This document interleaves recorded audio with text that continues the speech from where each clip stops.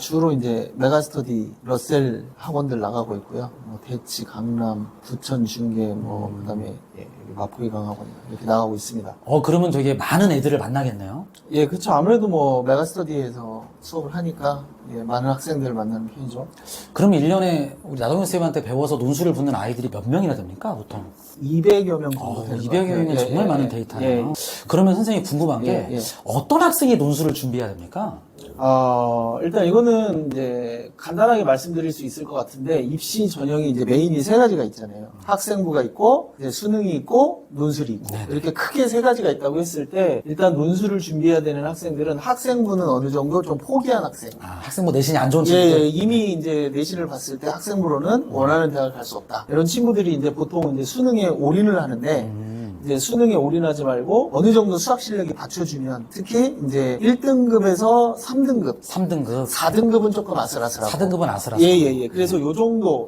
학생부는 포기했는데, 이제 수능에 올인하기로 마음을 먹었는데, 어느 정도 수학 성적이 수능 기준 1등급에서 3등급 정도, 그러니까 적당히 상위권이 나와주면 네. 무조건 논술을 같이 준비하는 게 좋다. 저는 이렇게 생각합니다. 그 수능을 망칠 경우 대비용으로 논술을 쓴다는 건 어떤 말이에요? 근데 뭐 이게 이제 두 가지가 있는데, 하나는 수능이 안정적으로 어느 정도 이제 모의고사 점수가 나오는 친구들도 그거보다 조금 더 높은 데를 가고 싶은 욕심이 있을 수 있잖아요. 그러니까 이런 친구들이 이제 논술을 잘 활용해서 평소에 자기 실력보다, 그러니까 정시로 갈 수 있는 것보다 한두 단계 더 높은 대학을 갈 수 있다. 그다음 또 이제 수능이 지금은 잘 나오고 있더라도 당일날 또 망하는 친구들이 많잖아요. 이런 친구들은 이제 보험을 들어두는 의미로 논술을 들어두면 설령, 안 그러면 좋겠지만, 설령 이제 수능을 망쳤더라도 마지막에 기회가 또 있다. 수능 뒤에 이제 논술이 많이 있는 거죠? 그래서 이렇게 논술이라는 거는 이제 정시에 올인하는 친구들이 100% 올인하지 말고 논술에 약간 10%, 20% 정도만 투자를 해주면 이제 기회의 측면이 있을 수 있고, 아까 말한 대로 자기 실력보다 좀 더 좋은 데를 갈 수 있으니까 이런 건 기회의 측면이고, 또 보험의 측면이 있다. 그래서 수능 혹시 망하더라도 기회가 더 남아있다. 이런 측면이 그러니까 우리가 있습니다. 이과생 중에 소위 말해서 정시파 이런 친구들은 보험이라고 생각을 해서 여기에 좀 신경을 쓰는 게 입시 전략 차원에서 굉장히 좋다는 말씀이죠. 그러면 저 궁금한 게 이런 게 있어요. 수리 논술을 공부하면 수능 수학에 도움이 됩니까? 라고 물으면 어떻게 생각하세요? 또 선생님 같은 경우는 뭐 서울대 수학과도 졸업하시지만 시중에 책도 되게 많이 쓰셔서 전문가신데 어떻게 답해 주시겠어요? 이제 학생들이 이제 고민을 하는 게, 초반에 이제 오면, 특히 지금처럼 3, 4월에 오면 이제 수능 공부할 시간도 부족하잖아요. 그리고 그렇죠. 정시에 올인하겠다고 이제 마음을 먹었으면 이제 등급을 올리고 싶어가지고 마음이 조급할 텐데, 언제 내가 이제 논술 공부까지 하지? 이런 생각을 많이 하는데, 근데 아까도 말씀드렸지만 이제 1등급에서 3등급 정도의 친구들이 논술을 좀 했으면 좋겠다 그랬잖아요. 그럼 요 정도 되는 친구들은 기본적으로는 수학에 대한 어느 정도 이해가 있고, 또 그다음에 수학을 어느 정도 좋아해요. 대체로. 이런 경우에는 논술이라는 게 별게 아니고 수학을 이제 증명부터 시작해서 굉장히 논리적으로 깊게 배우는 거기 때문에, 이런 친구들이 논술 공부를 같이 해줄 경우에 분명히 도움이 되죠. 더군다나 지금처럼 이제 수능이 이제 어떻게 나올지 모르는 약간 변수가 있는 상황에서는 그렇죠. 논술 같은 걸 공부해두면 굉장히 기본기가 탄탄해진다. 이렇게 기본기가. 왜냐하면 교과서에 나오는 기본적인 공식이라든지 기본적인 개념도 자기 손으로 다 직접 증명해보고, 논술에서는 이런 거를 요구하기 때문에 더 깊게 그렇죠. 탄탄하게 알 수 있겠네요. 더 기본이 탄탄해지고 사고도 넓어지고 깊어진다. 이렇게 생각합니다. 또 이제 논술 전형을 준비하려 한 친구들은 선발 인원이 너무 적지 않나요? 라고 이제 묻던데 이건 어떻게 생각하세요? 이것도 이제 너무, 그러니까 논술 전형에 대해서 잘못된 정보들이 많아요. 그런가요? 이것도 이제, 그러니까 논술 전형이 전국 대학을 기준으로 통계를 내면 3%가 조금 넘습니다. 전국 대학을 너무 적죠. 그렇죠. 지방은 논술 아예 안 보니까. 지방에 있는 대학들이 거의 대부분 논술 안 보니까. 근데 이제 우리 친구들이 가고 싶어하는 소위 이제 상위 대학, 인서울, 그다음에 뭐 경기, 인천권까지 해서 좀 우리가 알만한 대학은 다 논술을 봐요. 이게 현재로서는 지금 서울대 빼고는 다 있다고 봐야죠. 서울대 빼고는 다 있다. 그러면 이 논술을 보는 대학으로만 기준을 잡으면 이제 논술 선발 비율이 10%가 좀 넘습니다. 그러니까 이게 정시가 보통 35에서 40 정도 뽑잖아요. 그래서 선발 인원을 비교를 해보면 그 정시로 뽑는 인원의 한 3분의 1 정도 돼요. 그러네요. 3분의 1, 4분의 1 정도 되는데 이게 그렇게 무시할 만큼 적은 숫자는 아니에요. 그러네요. 그래서 예전에는 입시 전문가들도 논술은 좀 이렇게 후순위로 두는 경향들이 있었는데, 요즘은 이제 저하고 비슷한 얘기를 많이 합니다.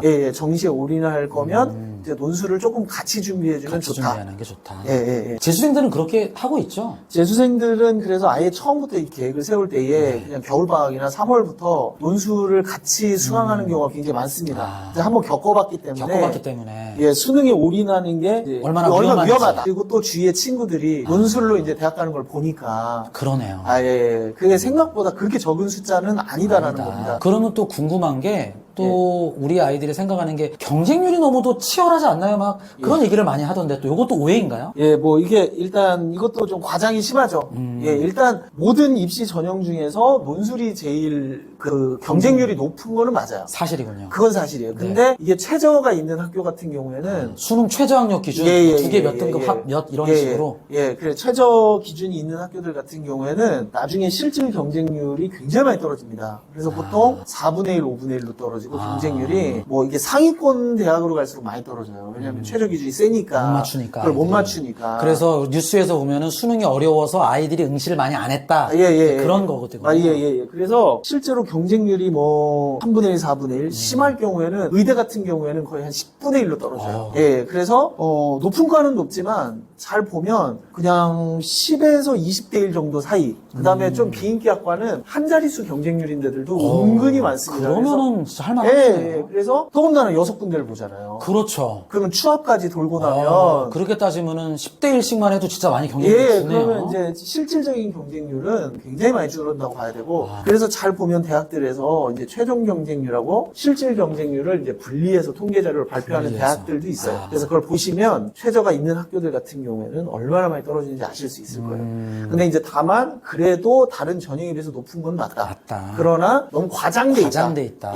겁먹을 필요는 없다. 그리고 또 하나 최저가 없는 학교는 실제로 많이 높습니다. 실제로 최저가 없으니까. 최저가 없으니까 수능을 망쳐도 다 보러 오니까 최저가 없는 학교는 좀 높다. 그러니까 이제 광운대 같은 대학은 사실은 되게 높겠네요, 이제. 최저가 없어서 좀 높은 대학이 상위권에서 이제 뭐 한양대, 시립대. 연대도 최저가 없어요.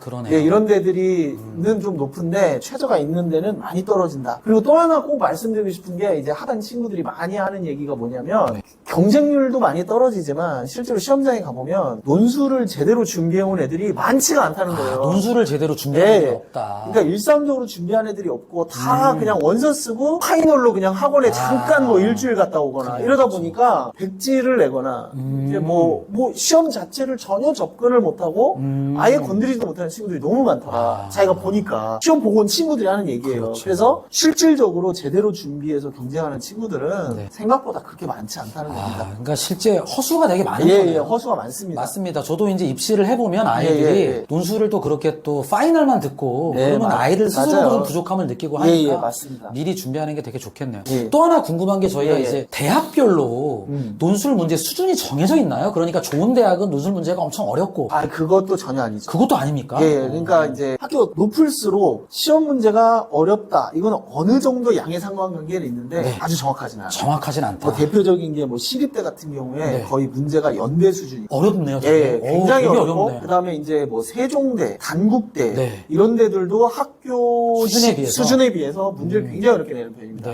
그래서 입결을 보면 어떤 과는 합격자 평균이 이제 50점도 안 돼요. 100점 만점에 50점 안 된다. 그럼 뭐 한 4문항 중에 2문항도 못 풀고 뭐 이런 경우네요. 그러니까 뭐 시험을 맞아도 붙는 과도 있고 그러니까 그 정도로 문제를 이제 어렵게 내고 그래서 학교 수준 이퀄 시험 문제 수준이다. 이렇게 이해하시면 안 되고 또 인하대나 아주대 같은 경우에는 문제를 일부를 일반학과랑 의대가 같이 써요.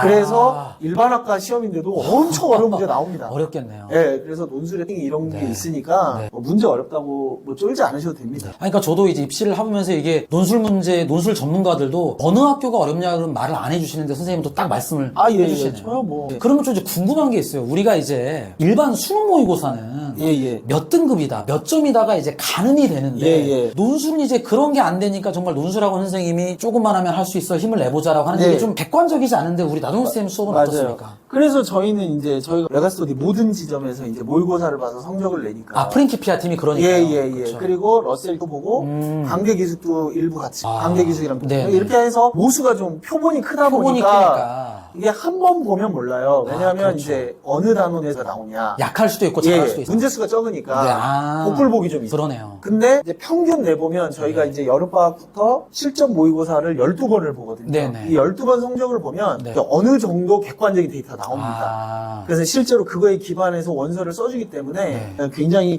많이 붙는 편인 것 같아요. 그러니까 저도 사실은 제가 나동현 쌤하고 정말 같이 일하고 싶었던 가장 큰 이유가 좀 우리가 흔히 모의고사 논술에서의 운적인 요소가 아니라 예. 정말 우리 아이들의 장단점을 파악을 해서 본다는 점이 예. 너무 좋고 저희 학원의 어떤 학생도 제가 지난주에 말씀드렸듯이 꾸준히 시험을 보는데 네. 매번 성적이 올라서 예. 제가 참 놀랬고 이게 정말 아이들이 하면 느는구나를 예. 보니까 그 학생도 힘이 더 났던 것 같아요. 예. 그래서 정말 객관적으로 볼 수 있는 것도 제가 이제 첨부하겠지만 그게 가장 좋았던 것 같습니다. 예, 맞습니다. 논술도 어쨌든 좀 객관적인 지표를 가지고 네, 맞습니다. 입시 상담도 하고 네. 이렇게 해야 애들이 더 네. 좀 뭐랄까 자기 객관화가 된달까. 그렇죠. 그리고 목표를 좀 구체적으로 세울 수 있고. 그래서 네. 이제 논술은 막연히 이제 운에 기대는 것이다. 그렇죠. 이런 생각을 많이 하는데. 이게 잘못된 것이다. 빨리 이거를 좀 극복해야 된다. 그렇죠. 그러니까 이제 선생님도 마포에서 강의를 이제 몇 년 하셨으니까 예. 확실히 마포도 대학을 잘 가려는 마음이 생기면서 논술을 많이 쓰는 것 같아요, 아이들이. 예. 근데 이전보다는 그거에 비해 준비를 조금 안 해요. 안 하죠. 그게 맞습니다. 지금도 뭐 보면 대치동이나 이런 데는 이제 벌써 막 밤마다 막 3, 40명씩 되고 막 버글버글한데 맞아요. 여기는 확실히 훨씬 적잖아요. 그러니까 늦게 움직여. 늦게 움직여요. 늦게 움직여요. 늦게 움직이니까 좋은 맞아요. 대학을 못 가는 거예요. 그러니까 이게 정보도 부족하고 맞아요. 뭐 여러모로 네. 그러다 보니까 아무래도 긴장감도 떨어지고 맞습니다. 그래서 늦게 움직이고 뭐 당연히 너무 당연한 얘기지만 대비를 조금 할수록 네. 학교 확률이 떨어지는 거는 맞아요. 당연한 거 아닙니까? 그러니까 저도 이제 선생님 말에 너무 공감하는 게 예. 제가 이제 어느 학교라고 말하지 않지만 여러분이 이제 학부모님이나 학생을 다니면 그 학교는 얘기하잖아요. 야, 우리 학교는 논술이 절대 안 돼. 근데 저도 이제 붙여봤거든요. 예. 그러니까 그런 친구들이 그래도 8월에 시작하도 부주니까 네. 지금 당장 시작하면 얼마나 좋을까 맞아요. 이런 생각이 들어서 그리고 일찍 하면 할수록 그러니까 자기가 논술로 노려볼 만한 대학이 그니까요. 올라가는 거죠. 이게 논술에서 제일 잘못된 게 뭐냐면 객관적인 데이터가 없다 보니까 맞아요. 그냥 무조건 상향으로 원서를 맞아요. 다 질러서 쓰는 경향들이 맞아요. 많은데 맞아요. 이게 객관적인 데이터에 기반하면 맞아요. 자기 실력에 이제 얼추 비슷한 데부터 시작해서 조금씩 올려가면서 이렇게 그니까요. 다양하게 깔아야 되거든요.